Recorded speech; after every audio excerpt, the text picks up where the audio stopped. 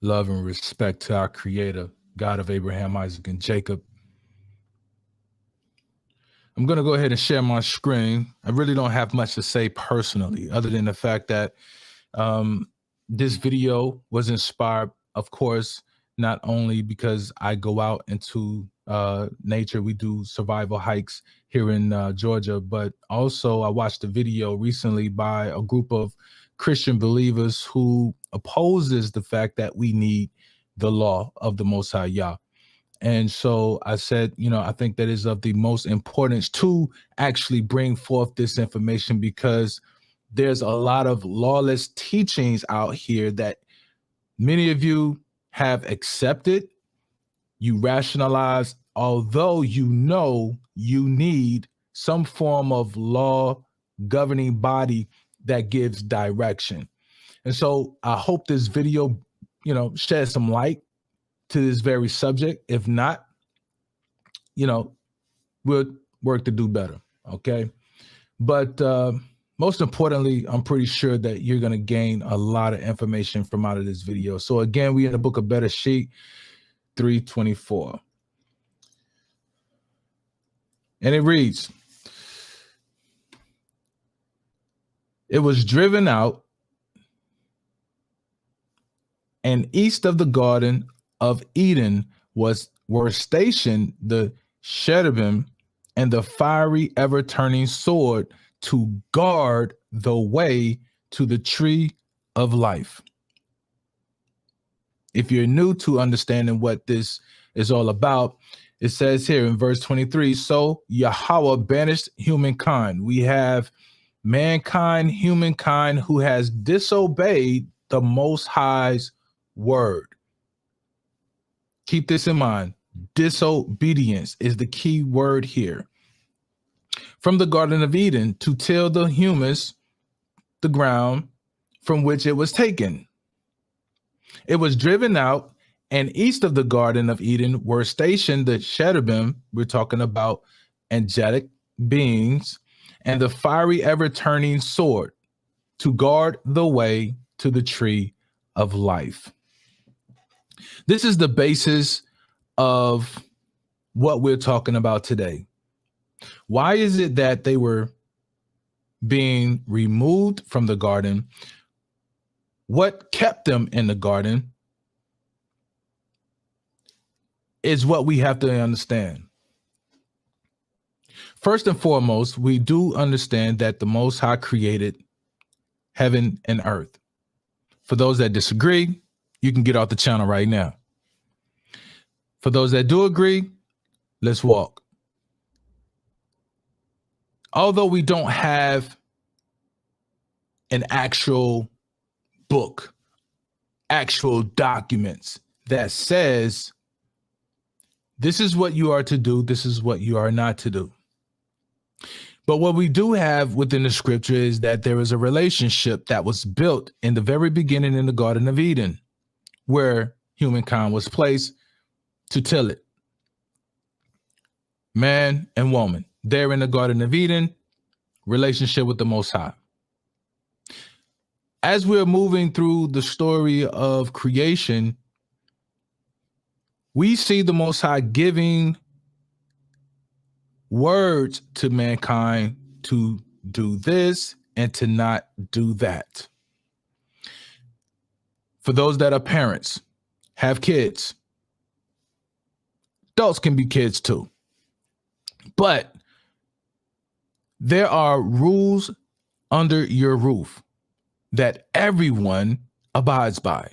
Even if you're married, your spouse has to abide by those parameters that has been set to say, this is what I like. This is what irks my nerves. This is what get us a divorce. And to the children, this is what will get that belt put across your behind. Matter of fact, society has said in our time, this is what will get you put into prison. This will get you the electric chair. Determining factors are there that lets you know how long and how severe your punishment will be. back to the garden. Same thing here. Adam and Eve are giving the parameters in which they are to stay in. One of those by which will be, do not eat from a certain tree. If you eat from this certain tree, you're going to die today. So there's a law that has been established that we need to understand. So when you're walking through the Garden of Eden, you know not to bother this tree. If you bother the tree, you're going to die. We all have to have some form of governing body that keeps us in check. Order. Without order, without law, there is chaos. Without order and without law, everyone gets to do pretty much whatever they get to do. Without law and without order, something that is defined, something that is said, something that is in black and white, whatever the case may be for our day and time, you need that in order for you to know what pleases and what displeases.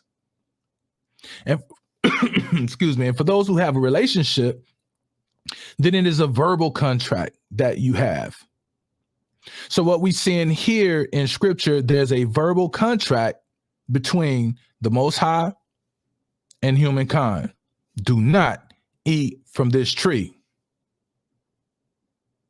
So here we are in chapter 3, verse 23 and 24. They disobeyed the order. And as a result of disobedience, there were some things put in place for their punishment. One of those, you have to leave the garden.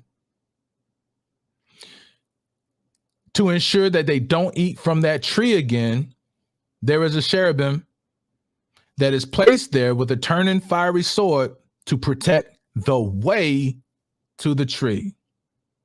Because ultimately, if they ate from the tree, then they would have everlasting life, being like one of them, knowing the good and the evil aspects of this world and life, which could not happen because now we would have a different level of chaos because we're already having to deal with, or they are having to deal with Hashatan. This is not going to be the plan for humankind, because if that's the case, then we have a different situation, and that's a different story for a different day. But what we do know is that humankind has been removed. Follow me.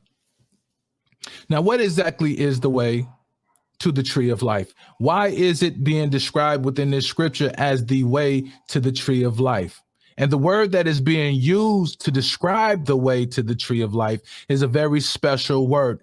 If you don't know Hebrew, I suggest you take a course. There are plenty of, Hebrew classes online that you can research on YouTube and just in general. But if you need someone, I got a person you can call, Zion Lex. He's a really great teacher. Matter of fact, I've studied alongside some of his other students in his class. Really great teacher when it comes to biblical Hebrew and the history that he uses to connect it and make things much livelier.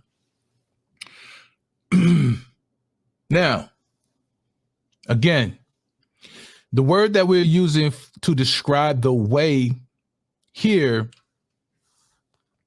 in Bereshit 3:24 is derek, et derek, lismor et derek, to guard the way here. It is a road, it is a distance, it is a journey, a manner. Because again, they have to be removed from access to something that can give them another level of spirituality. So not only is it a way to get to a substance, but it is also a mindset. Clearly, they could have probably went a different route to get there. Maybe not. But keep in mind that it is a direction in which they must go to get to a certain destination. It is the way, and the destination is the tree of life. What that tree of life represents, what that way represents, we will uncover as we move forward. But do understand that it is very much so of importance that we have some form of governing body that determines what's right and what's wrong. Now, the reason why I'm bringing all of this up, simply because what was said in the video is that we don't need the law. They said that all we need is to have faith and to believe in, quote unquote, the Christ. That's all we need. And of course, as many of them say as well, is to be baptized. Well, I get it. I understand exactly where you're going with that. But do understand, even he himself said, no jot or tittle shall be removed from what? From the law, until all has been fulfilled. Heaven and earth is still here. Matthew 5:18 is a scripture that specifically says from the quote unquote the Christ that none of this is going to change. You understand? So here in the book of Genesis 3:24 and 23, we're seeing where the Most High is sending these individuals out as a result of their disobedience, because they disobeyed the law. Period. There was something there that outlined and told them that this is where you cross the line. Let's go to Genesis 18:19. Genesis 18:19. And it says, "For I have singled him out, that he may instruct his children and his posterity to keep the way of Yahweh by doing what is right and just, in order that Yahweh may bring forth about for Abraham what has been promised him." Again, let's read this. Genesis 18:19 says, "For I have singled him out, that he may instruct his children and his posterity to keep the way of Yahweh by doing what is just and right." So what is the way? The way is what? It is to do what is right and just.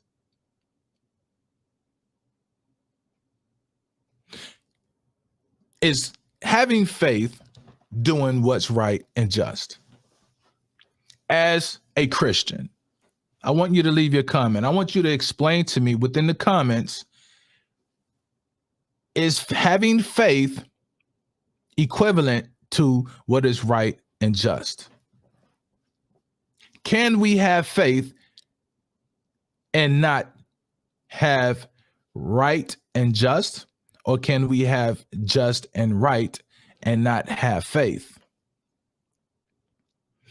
Do they go together or do they run separately?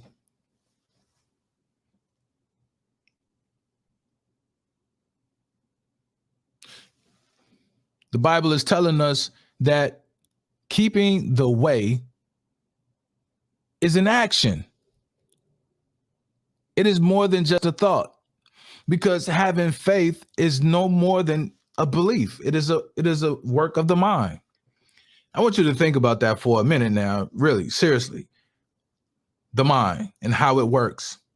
Having faith, thinking, believing, pondering, wondering, contemplating, meditating, praying on faith. Now let's add a little work to that faith.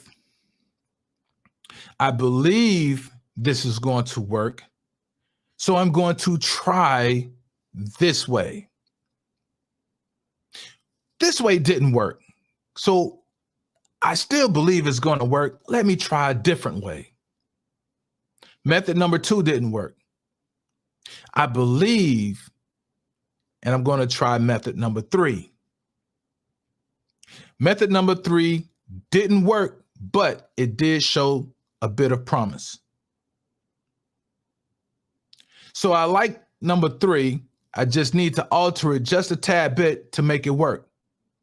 Because I'm going to still believe in this, because now I'm starting to see the evidence as I push through. Work, action, doing.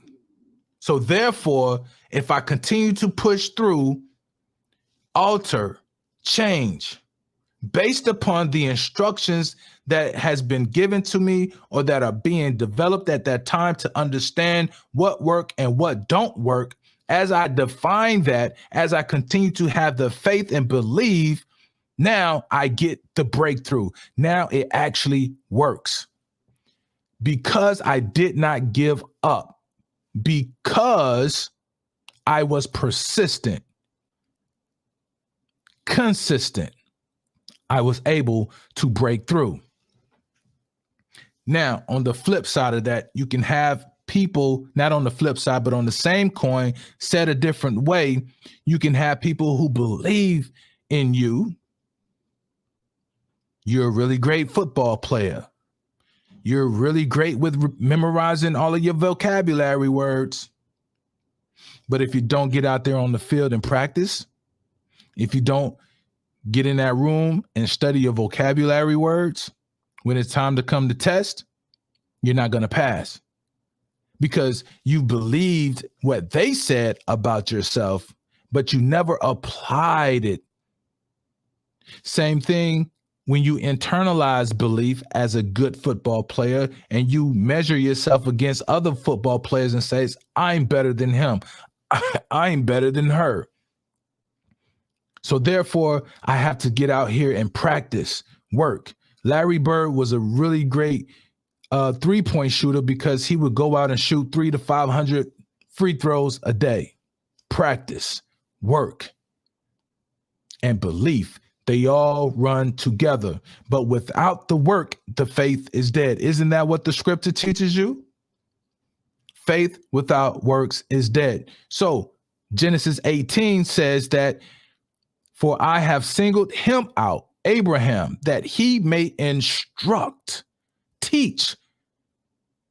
There is information here that Abraham has been given to teach his children and his posterity, all that is within his domain. What is it that Abraham is to teach? What instructions do he have that he's going to instruct to keep the way of Yah by doing? When you say you don't need the law, you sound like one of those kids that says that that's the old way of doing things. We have a new way of doing it now. But yet, the new way of doing things ain't working. So now we at the point in time in history where you got to come back to the beginning, to the elders, or those who have held on to the way of the elders. And now we're like, I told you so. Didn't we tell you you need the law? Oh, you didn't believe me. Hard head make a soft ass. Facts. I want you to think about that for a moment. Just how severe this is and detrimental it is to your soul by being a lawless person. The day of consummation is going to tell it all. Let's just keep it 1,000. Now, you truly believe that you don't have to keep the law, but yet you keep a law. You don't have to keep God's law, but you are willing to keep man's law. You are willing to neglect a perfect law to accept a flawed system, an imperfect system. And not only is it flawed and imperfect, but it is a system that was forced upon you. It is not the law of your nativity. It is not the law that governed your African or your indigenous ancestors. This law was given to you. It was pushed on you. It was beaten into you. It was raped into you. It was hung and lynched into you. Not only for those 400 years here in America, but it was done to you for over thousands of years through the Babylonians, through the Assyrians, through the Egyptians. When you go back and read Deuteronomy 28, you will see all the things that the Most High laid out for you that says, if you do this, I'll do that. Law, relationship, things that are relational and situational are found in Deuteronomy 28. The entire chapter is very long, but it is crucial that you watch and listen, pay attention to the news to see everything that's already played out and is continuously playing out today. Especially if you're keeping up with what's going on in Ukraine, if you're keeping up what's happening with the Abrahamic House of Faith, the Pope, all of it is prophetic. And many of you are missing the point because you fail to keep the law. Now, for you Israelites that do keep the law, for you Israelites that do push that, the 613 or the 10 or however it is that you recognize the law, statutes, and commandments, I'm going to give you a hand clap. Kudos to you. Keep drilling it, because that's the only way that we're able to define what the culture is through law. Now, going back to the fact that Abraham, he has instructions. He's teaching his kids, and he has to keep the way. He's been keeping the way, and by doing what is just and right, in order that Yahweh, watch this. Now, this is situational. Again, if you do this, I'll do that. Law and order. Again, by doing what is just and right, in order that Yahweh may bring about for Abraham what has been promised him. Do you really and truly believe that you're going to get what you promised because you have faith? Do you believe that you're going to have what you desire because you have faith?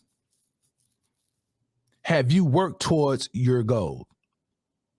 Any personal development coach, business strategist will tell you that you have to be consistent and persistent in working towards your goal, whether if it's a short-term goal or a long-term goal. You got to work towards it. We all learned this stuff in school, but for some odd reason, we fail to apply it.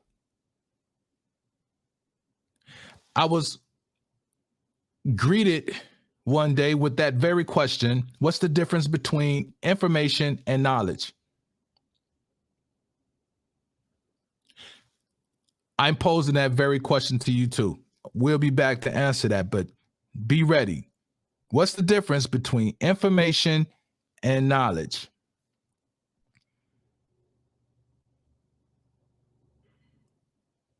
Genesis 18:19 clearly carves out for us that there is law. There are instructions.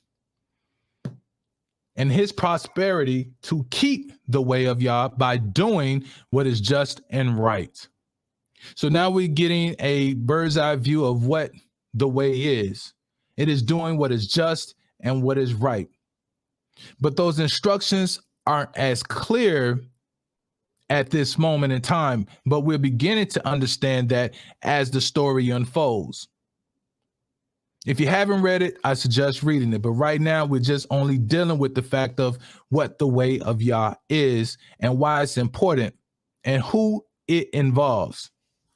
Of course, that's you, whether you follow the law or you are in lawlessness.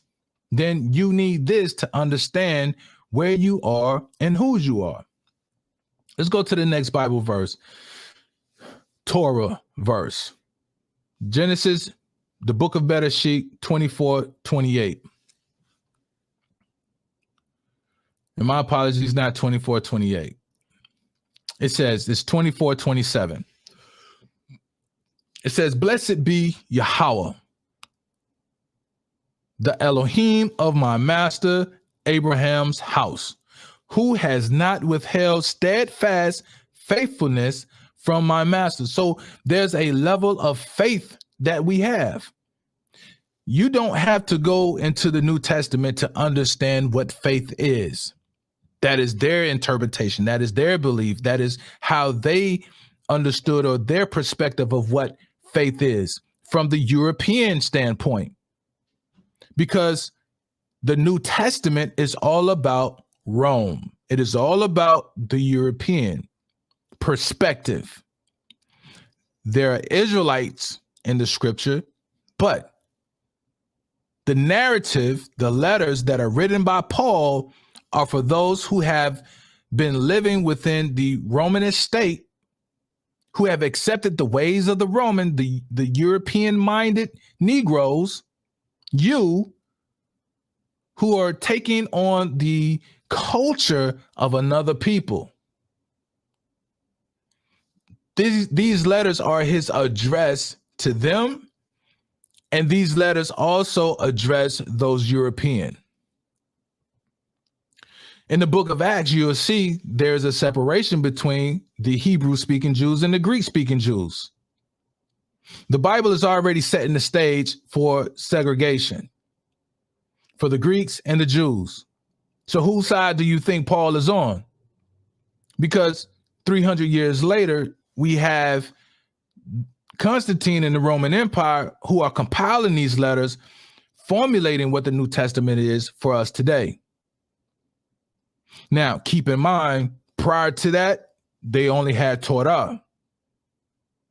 So what did they use to govern everything? Even if they were first called Christians, as the Bible states it, they only had the Torah at that time. They did not have Paul's letters. They did not have John, Mark, Luke, James, any of those letters during that time. They only had Torah. So what do you think they had outside of the Torah to use? Nothing. When the quote unquote Christ was speaking, he was speaking from Torah. Anybody whose narrative you're reading within the New Testament, they are quoting and speaking Torah. Now, the formulation and the canonizing of the New Testament and the canonizing of the Old Testament, the Tanakh, is a different conversation for a different day. But the instructions are all there. The level of faith that Abraham had is something that the Most High respected.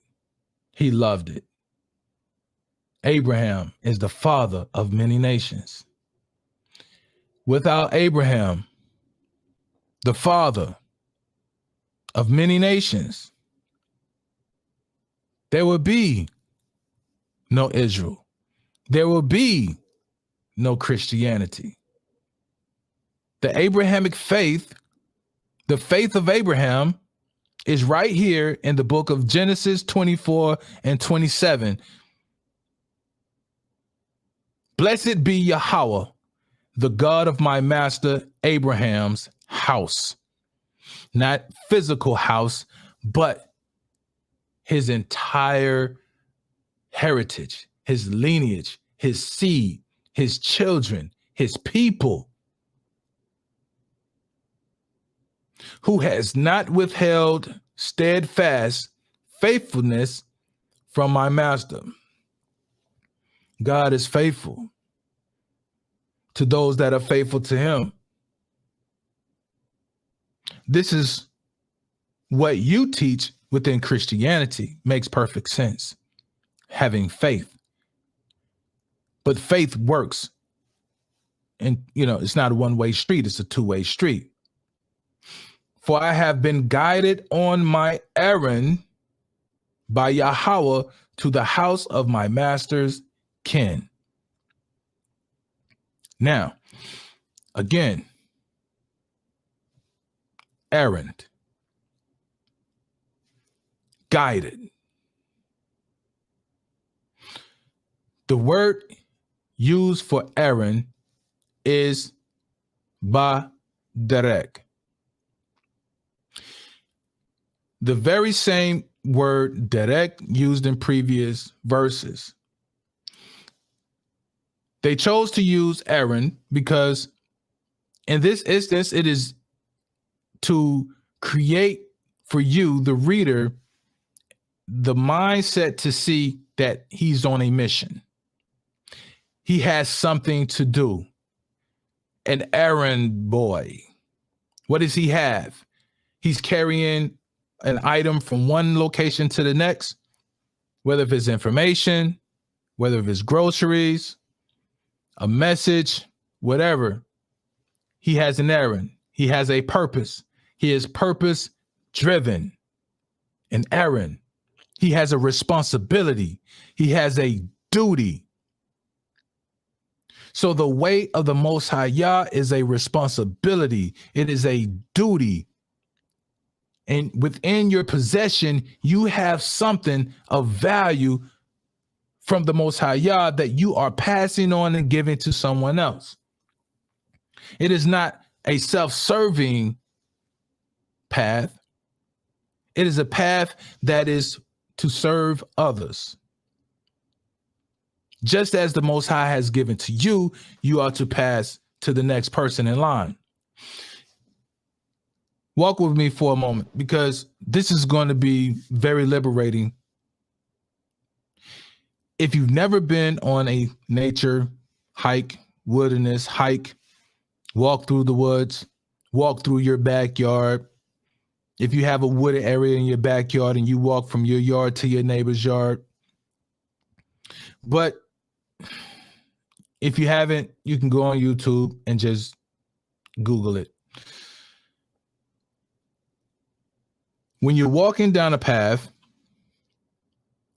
it's not going to be easy to walk down that path side by side unless it's a pretty wide path. But the scripture tells us that the way is narrow.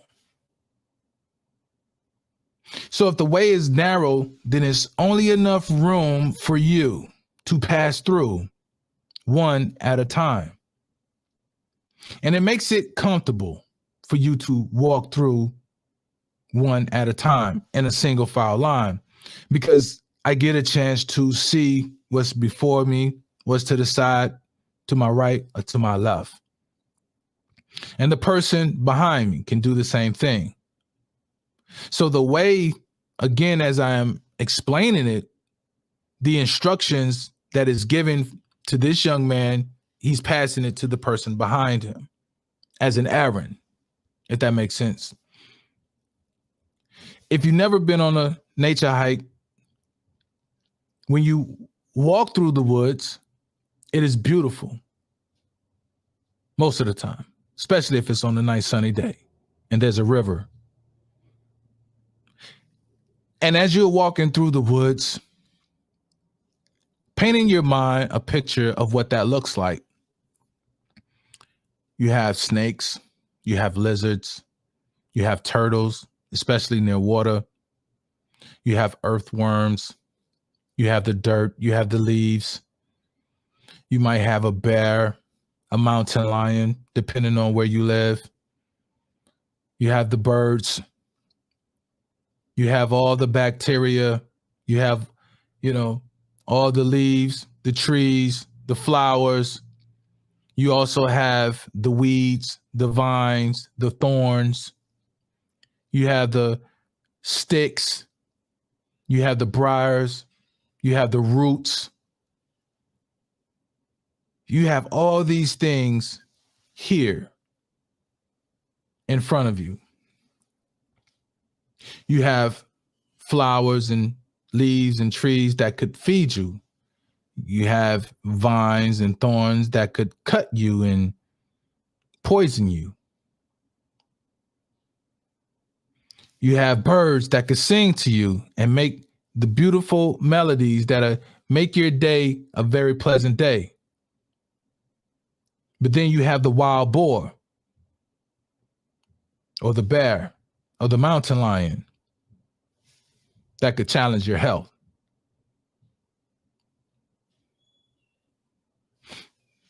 This is what life and the world is. This is what the way is. It is not just some simple path that you get a chance to travel on, but you have to deal with all the obstacles. You might have a village of people over here and a village of people over there who have set up shop. Someone from the distance is calling your name. Hey, come over here. We're having a barbecue. Hey, come over here. We're having church. Hey, come over here. We're doing some YouTube videos. Hey, come over here. I have a job for you. Hey, come over here. We are getting ready to do X, Y, and Z. All the distractions of the world is here.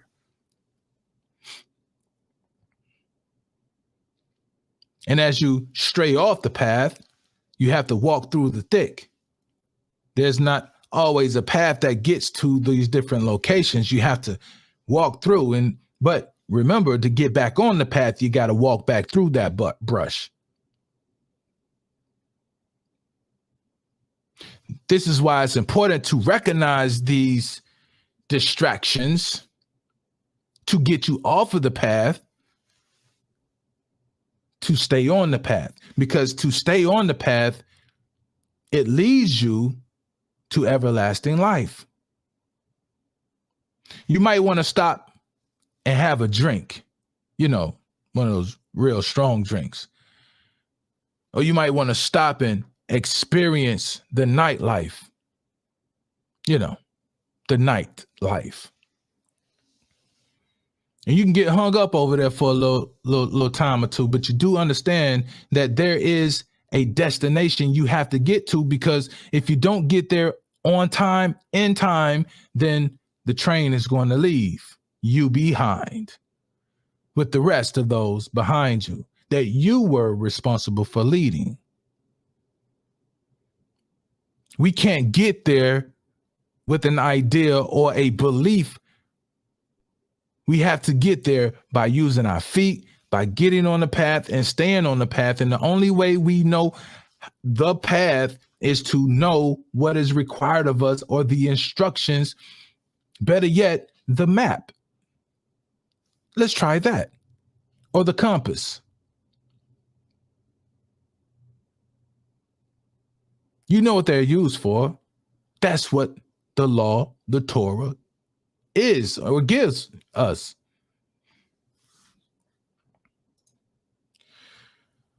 Isaiah 30:21.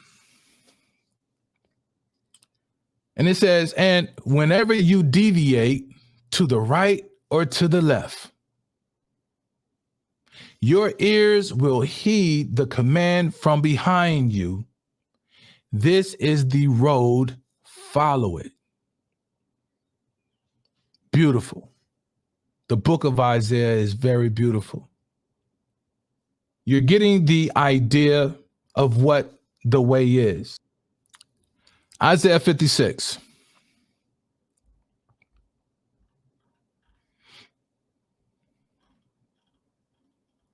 Let's read this. Isaiah 56 says, thus said the Lord, observe what is right and do what is just. We just read that. For soon my salvation, my Yeshua, shall come, and my deliverance be revealed. Happy is the man who does this, the man who holds fast to it, who keeps the Shabbat and does not profane it, and stays his hand from doing any evil. Let not the foreigner say, who has attached himself to Yahweh? The Lord will keep me, or Yahweh will keep me apart from his people. And let not the eunuch say, I am a withered tree. The foreigner, people who are not of the culture, other nations of people, the foreigner, the Goyim, the Gentile nations. Now, again, Christians, they consider themselves Gentiles, foreigners. Rather than aligning themselves with the chosen people. If you feel you have purpose, if you feel as though that there's something placed upon your heart, a greatness, something there that just haven't been fully, illuminated so that you can see what it is, it's simply because you are denying who you are. You have accepted who you belong to, but you deny who you are. That is the separation or the segregation that the doctrines have done to our people. Mentally, spiritually segregated. Yes, we have integrated into the school systems. We have integrated within the workplaces. We have totally integrated within society. But mentally, we are segregated from the Most High God. We've been segregated from our own people. That's the whole purpose of the plantations and them changing your names and them changing who and where you belong and saying, hey, no, when you move to this plantation, your last name changes to the owner of that plantation, and you get sold to this plantation, then your name changes to reflect that plantation. So wherever you go, your last name changed. And guess what? Today, you still have that last name. I don't think you really understand the severity of having that last name. It still says you belong to the plantation. If you don't know, do the research. This is very important. You cannot study and say that you are the child of the Most High Yah if you do not know who you belong to. For many years, Blacks, Negroes, African Americans, indigenous peoples of America considered themselves as minorities. Not knowing that calling yourself a minority, you are agreeing legally that you are a minor and that you need someone to speak on your behalf. You need a guardian. So who's your guardian? The government, the system, the law that you follow. Not the law that the Most High set up for you, because you've rejected that. So if you reject this law, then you have to accept somebody's law. You cannot live in this world without law, period. Doesn't work. Think about the world we live in now without law. I mean, hell, the law that we do have barely holds up. I'm just saying. But your name, it means something. This is why it's important for us as Israel to reflect who we belong to through our name. It's important. I don't belong to no slave owner. Are you kidding me? Why would I carry on his legacy? His legacy, her legacy. We're in a form of some type of denial of who we are. That is a form of PTSD as a result of the oppression and the enslavement of our people. Name is important. Research who you belong to back then. Where does that name originates? Look it up. I'm pretty sure it's going to discuss you. If you don't know, reach out to me. I'll definitely help you as much as I can to show you where that name originates. I probably already have it on the list. I have a huge list. I do this research all the time. But again, let not the foreigner say, back to Isaiah, who has attached himself to the Lord, chapter 56, the Lord will keep me apart from his people. No, he's not going to do that. And let not the eunuch say, I'm a withered tree. Why is the eunuch asking a question about what is it going to take? Well, because circumcision is of greater importance within Israel. And as a eunuch, he can't be circumcised as a result of his responsibility within the government or within the military, or whatever his position was. This was a part of their duty as becoming eunuchs. Sometimes it was forced on them, and sometimes it was self-inflicted to become that way, because it takes them to a level of responsibility and being focused. You know how some of you men are. You need to be eunuchs today. I'm just being honest. I'm just being honest. Some of y'all just don't know how to act. Y'all out here on YouTube, and that's a different conversation for a different day. But y'all out here on the YouTube pages, people doing all kind of videos about you and your life. Think about it. I mean, I know you watch it. You watching me. So I know you all over the place watching these people videos and seeing them being exposed left and right. They need to be eunuchs.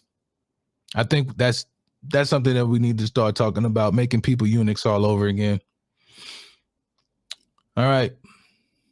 Let's read on. For thus says Yahweh, as for the eunuchs who, what?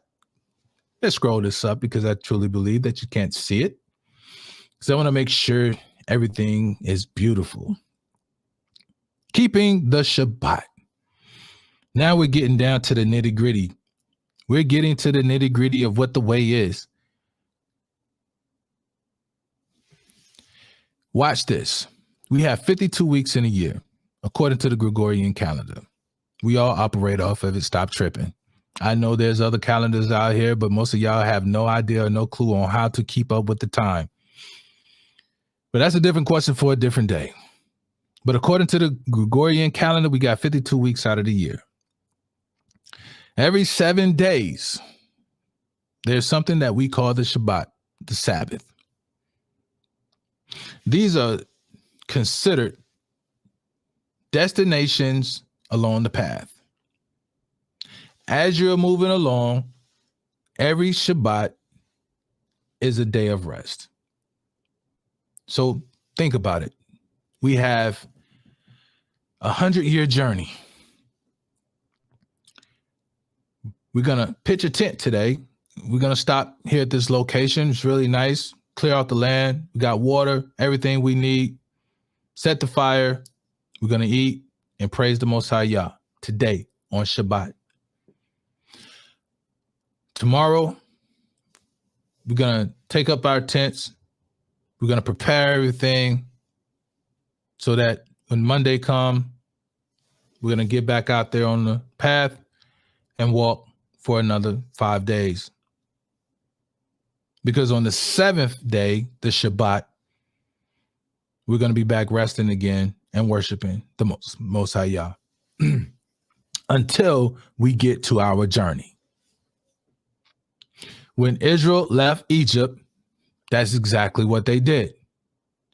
Today in 2022, that's exactly what we do.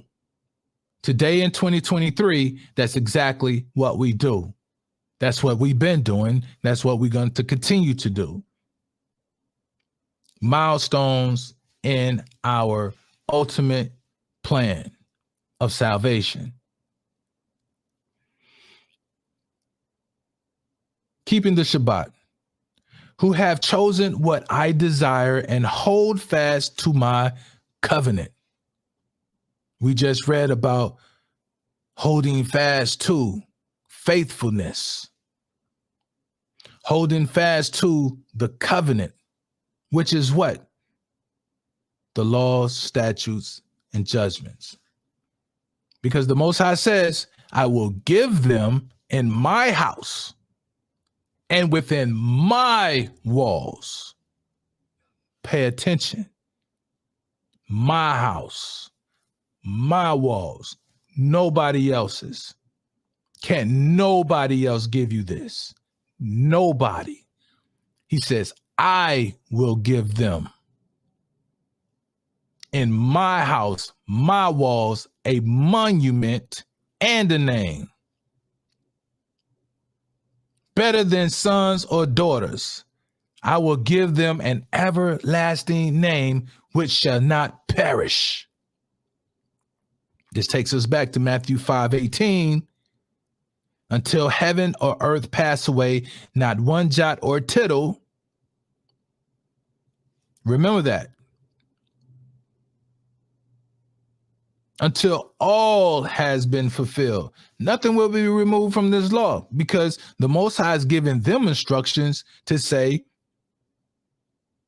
I will give them an everlasting name in my house. So what the Most High has given them then is sufficient, and it's sufficient today. Hasn't changed. He says, I am the Lord Yah, and I have and will not change. I have not changed. It stays the same forever. What he gives is perfect. When you accept something else and create a different ideology, you're saying what the Most High did was not sufficient. You're saying that's not good enough. Or you're saying he's going back on his word. You're contradicting yourself. Yeah. It says, as for the foreigners, for the Goyim, who attach themselves to Yahweh to minister to him and to love the name of Yahweh, to be his servants, and all who keep the Shabbat and do not profane it. So this is good for the eunuch. The eunuch is within Israel. There's eunuchs outside of Israel.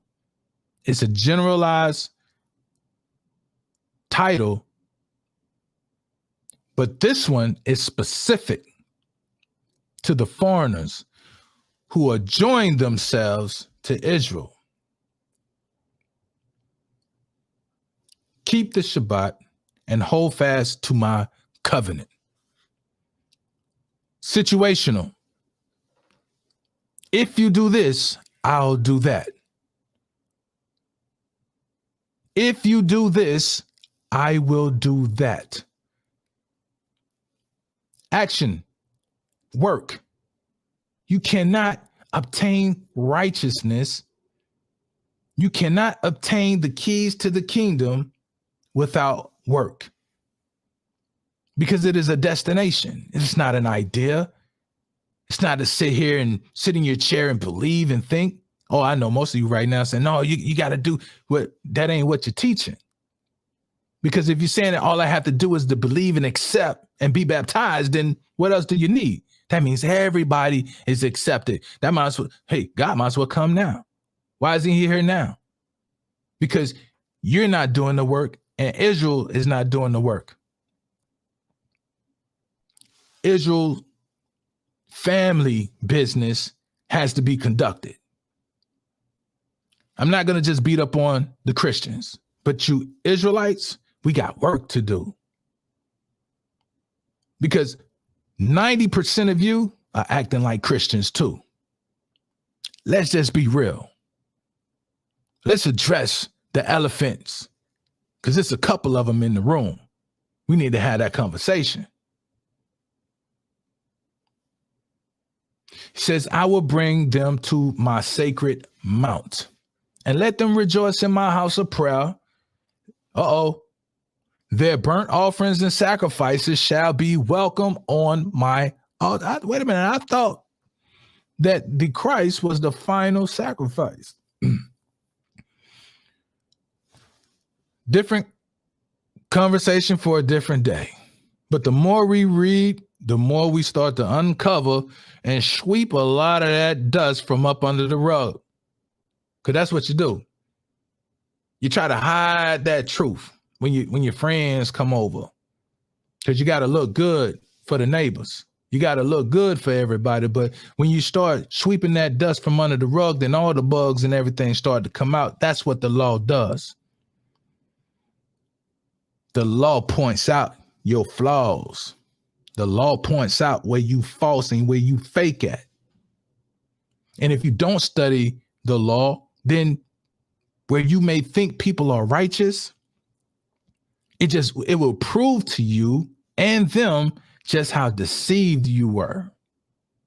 But the devil doesn't like to be, in the spotlight. He likes to hide in the dark. So, of course, he's going to tell you, you don't need the law. No. You don't need that. That's done away with. Nah. We don't need to just believe, dude. That's all you need to do. Just believe. Are you kidding me?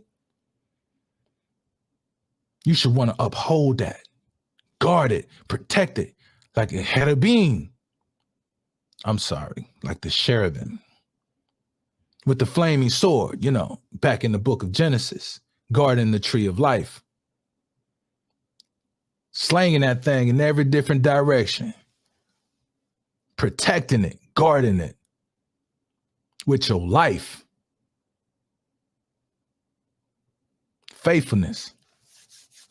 Again, he says, their burnt offerings and sacrifices shall be welcome on my altar, for my house shall be called a house of prayer for all people.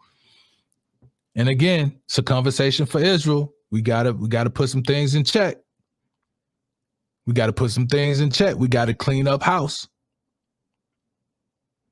Thus declares Yahweh, who gathers the dispersed of Israel. I will gather still more to those already gathered. I'm going to gather these, and then I'm going to gather these.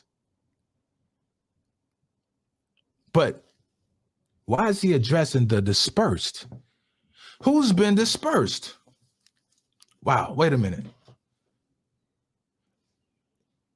Is this going back to Deuteronomy 28, where I was just talking about the dispersed? Wait a minute. It just hit me. There's only one group of people who has been dispersed.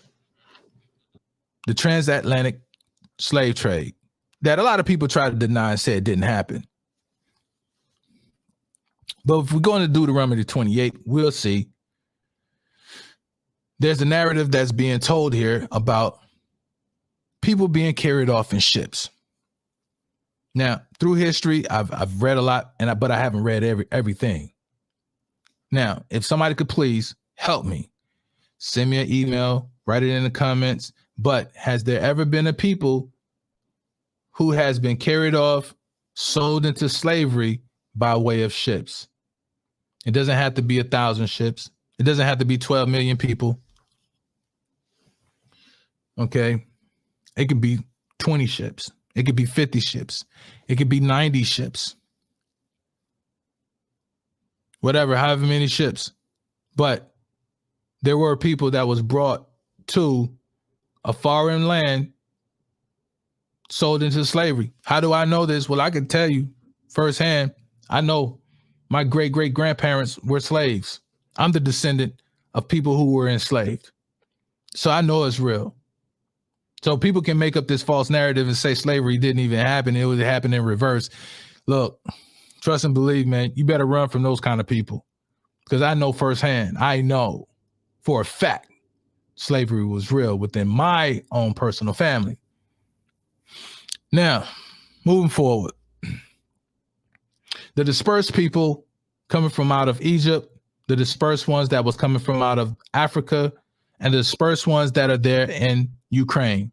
We're getting snapshots of all these situations that's happening periodically throughout time. What you're getting here today in 2022 is what we experienced 500 years ago. Displacement, disbursement. God is waking you up, giving you a bird's eye view of what happened and the laws that governed it that you broke.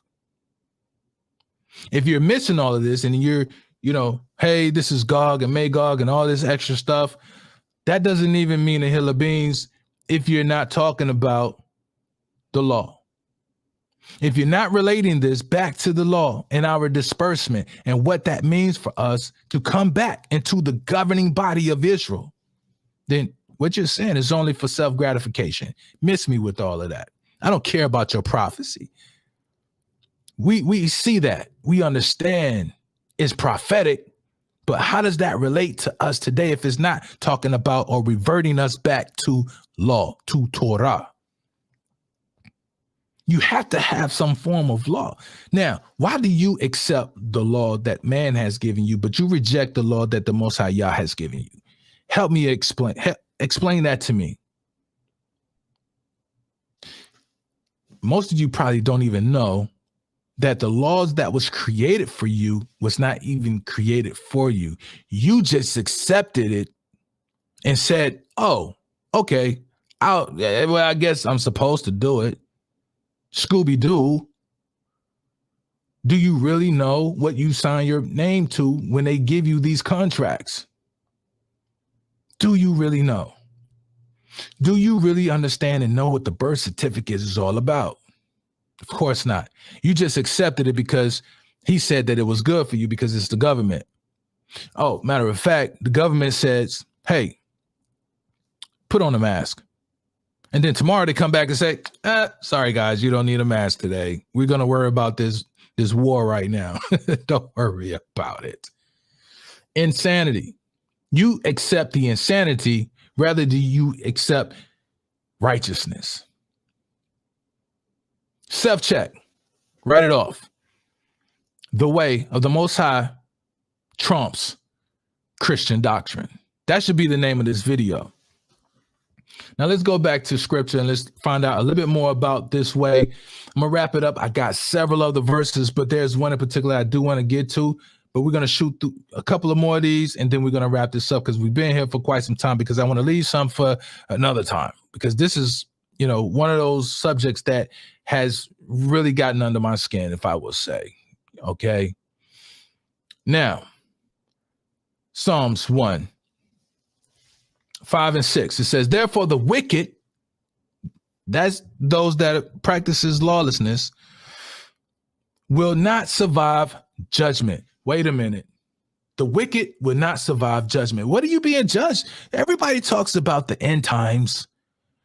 Everybody talks about all these, prophetic times within, history and things that relate to today, right? I mean, come on, man. Let's just be honest and be real with ourselves. If you talk about judgment, then what are you being measured against? What is the judgment? If you were, I couldn't even answer this, from your perspective, because I don't understand it. What are you being judged by? Your act of kindness? Whether you were giving to the needy or to the poor? Whether you cursed or you were, respectful to your mother? Well, that is part of the 10 Commandments. Whether you lied or not, right? What are you being judged by? Not having the faith of being baptized? You were judged. Hey, you didn't have the faith and you didn't get baptized. You're going to hell. Hey, you did everything right. You paid all your bills. You paid all your tithes and offering, but you didn't really believe in the Christ. Back of the line. You got to go. You can't stay here.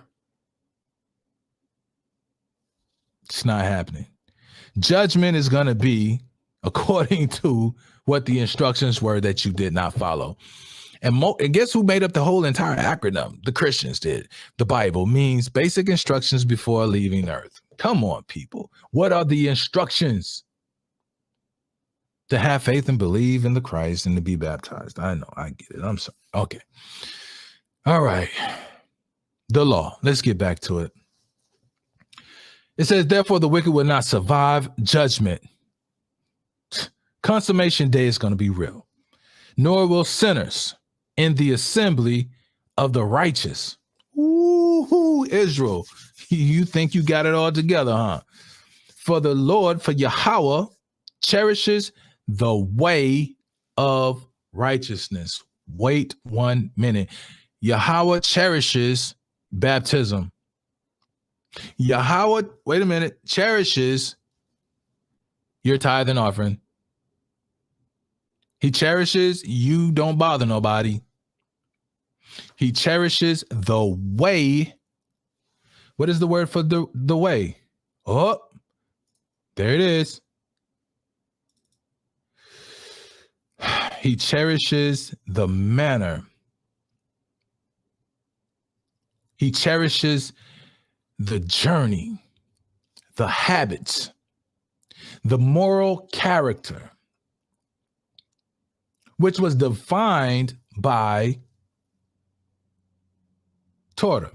But the way of the wicked is doomed. What is the way of the wicked? Oh, because, he murdered somebody, because he's robbed and he steals. He goes to jail all the time. Oh, he smokes weed. Oh, they drink liquor and they go to, all of those little places where the ladies and they do their dances and things like that on those shiny sticks. Wicked people, right? You like pointing the finger, but yet you don't want to follow the law, right? Because the law says don't eat that pork. So since you don't follow the law and you say you can just have the faith and believe, but what about those people? They have the faith and they believe, don't they? Wait a minute. What about the homosexuals? Let's talk about that. I know a lot of homosexuals, gay people, I'm sorry, LGBTQ plus people, they have the faith and they believe. But you go to church and do all these fine things and then you eat pork. So what you have is better than what they have. So you're placing judgment on one group of people rather than saying, hey, we're all at fault here. Let's figure this thing out and let's get it right. But, oh, wait a minute. We don't want to do that, because if we keep the law, then we can't do the things that we really like. Okay. All right. Let's get to the next scripture, because we're going some places here. Proverbs 3 is very, very beautiful.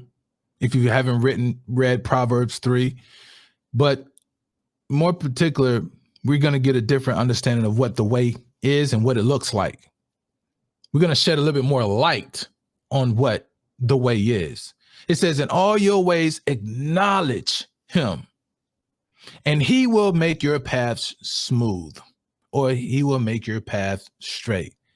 Acknowledge him in all your ways, and he will make your paths smooth. The translation via Sepharia, the book. It's a really great one, Sepharia.org. You can get both the Hebrew, as you can see, and English translation of the Masoretic text, along with some history. In all your ways, acknowledge. Let's look at the word acknowledge. Acknowledge is an action. It requires thought. It requires sight, the eyes, the mind, in concert. As we are acknowledging and he's directing our path. Remember when Israel were traveling out of Egypt? It was a cloud. It was a sign. It was something that they could actually see that gave them the direction in which way for them to go by day. And then at night, because it is dark, it was by fire. And the fire, the illumination from it, gave them the visibility to see at night. Psalms 16:11. Now you will teach me the path of life. In your presence is perfect joy. Delights are ever in your right hand. Okay. You will teach me the path of life. Derek is a manner, a way, a character, who you are. The way of life is our culture and the way that we perceive things. As the light is being shined on it, we illuminate as a result of where that light and that source is coming from. This is what makes us different. This is why we are to dress different. This is why we are to wear the zits, and, it makes us different, so that the Most High acknowledges that this is what you should do, so that I can acknowledge you and stand you out from the rest. It's important. Your name is to reflect him and Israel, the family. This is what makes us unique, makes us who we are. Because if you turn off the sound in all of these churches, you don't know any difference between one or the other than the Catholics, of course. But if you turn the camera from the pulpit back into the audience, everybody looks the same. Now, of course, yes, the services are going to differ from denomination to the next. But for us to be different, for God to acknowledge us within that congregation, then there's something that we need to do on our end to connect and to have that light shined on us.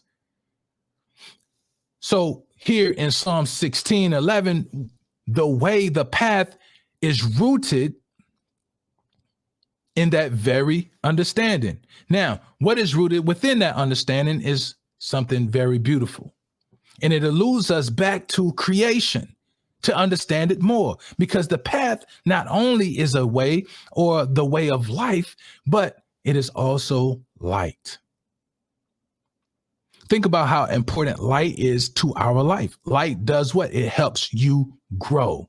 It gives you the visibility you need in order to move along the path. Because if it's all dark, then guess what? How are you going to be able to navigate? Do you know how to use the stars? Well, hey, if you don't have any light, you don't have any stars. How about that? Well, because you do have light, because you do have stars, you can compass or a map just by looking at the stars. Look how good God is. He gave you everything you need. You thought you really needed that iPhone or that GPS or that Waves or Google map. I'm just saying, don't trip, but just walk with me, because if you haven't gotten there to the destination yet, in the next couple verses you will, because we're almost there. But it is the light. Proverbs 15.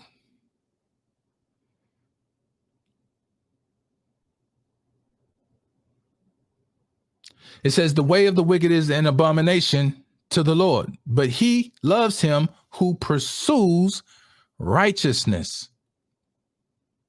Derek.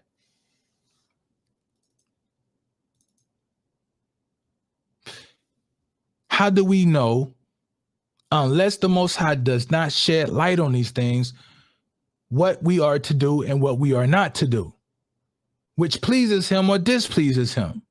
We can't simply just operate off of just how we think and believe. You cannot get a job unless you fill out the application, but you can have hopes and think and believe, hey, man, I'm going to get it. But if you haven't worked hard to get it, then who's going to even know you even exist? Psalms 119, and we're wrapping it up. It says, your word, your word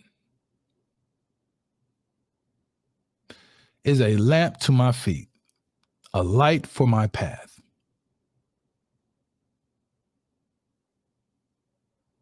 Your word. The book of Deuteronomy is very,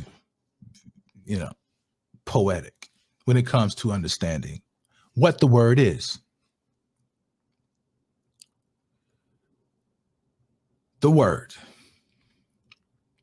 Before we get to that and talk about the utterances, I want to go back to Genesis.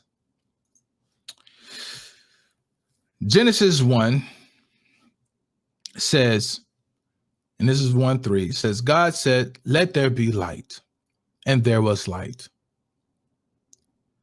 In the Hebrew, it says, Vayomer Elohim Yehi Or, Yehi Or. I'm a little rusty. I got to get back into class, Zion. But again, Vayomer Elohim Yehi Or, Yehi Or. Or is our root word here, light, also meaning way. Let there be a way. Let there be a path. Let there be a governing body. Let there be law. Because law creates a defining line of what to do and what not to do. Facts? Because in verse 4, it says, God said, that the light was good, that the law was good, that the way, the path was good. We just read, or it means path, right? It means the way of life right? So there is a light, and the Torah is the light. He said his word is the light. So God saw that the light, the path, the way of life was good, and God separated the path, the way of life from what? Darkness. Ah. Your word is a lamp to my feet, a light for my path. Derek. The way.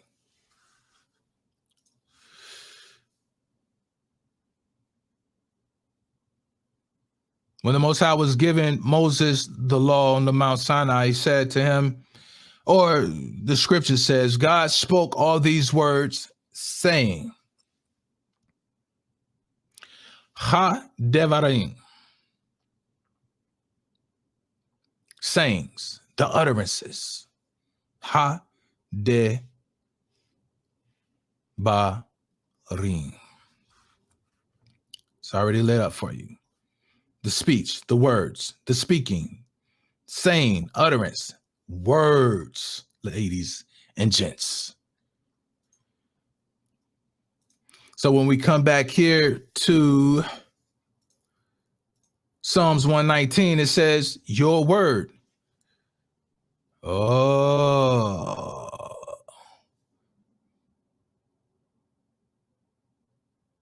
Your speech, your words. Light.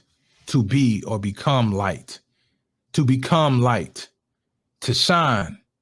To become light. To be illuminated. We'or.